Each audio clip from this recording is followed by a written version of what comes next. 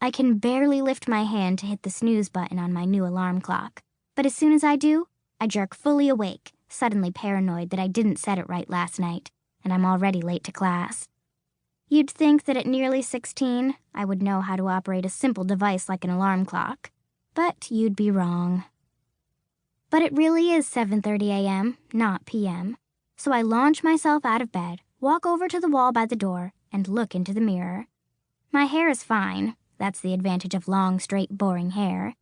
But then again, it is also long, straight, and boring. And not red, despite the fact that just a few weeks ago, I spent 2 hours with henna, tinfoil, and towels wrapped around my head.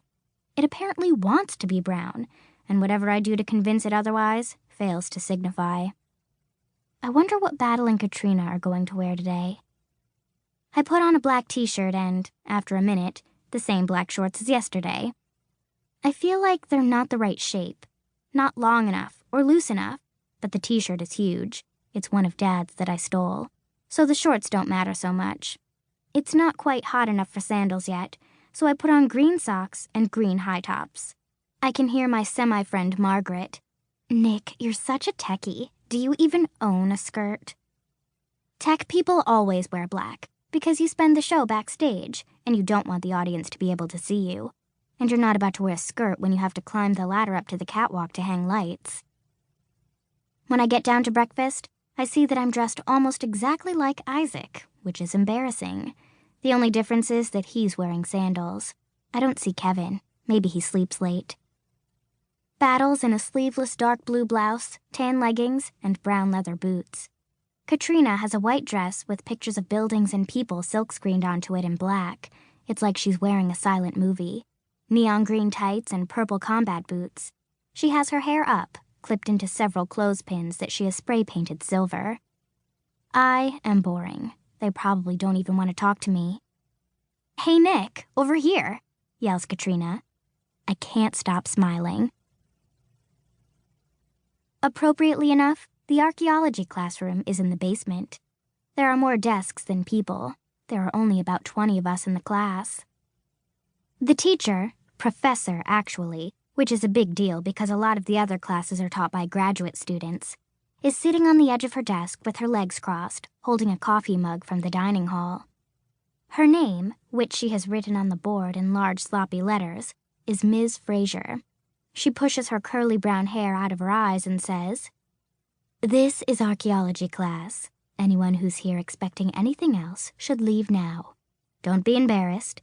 We've all gone into the wrong room at one time or another." No one leaves. She continues. "All right. So first off, we're going to go around the room, and you're each going to say your name and why you want to study archaeology." Most people's answers are boring. It just looked like it would be interesting. 2 boys, Alex and Ben, are arrogant too. I wanted something challenging. I'm so far ahead of my grade level that there's really nothing for me at my regular school. I was already studying Greek and Latin, so I thought this would make a good addition. The only funny answer comes from a girl wearing all black in the back of the room. I want to desecrate graves. I don't think she meant it to be funny, though. I'm last, and I tell the truth, that I've wanted to be an archaeologist since I knew what archaeology was. "And when was that?" asks Ms. Fraser. "When I read Come Tell Me How You Live. It's this book Agatha Christie wrote about going on a dig with her husband," I say. Anne, the girl next to me, says, "I read that too."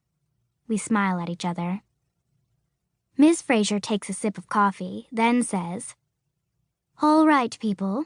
Now that we all know each other so intimately, I'm going to talk at you for a while. I don't have very much time with you. This is a third as much time as I get when I'm teaching college, so I'm going to go fast." She goes on, "I'm here to tell you the truth, and I'm telling you now so you can get out while you still can and sign up for English Lit or political science. Archaeology is garbage."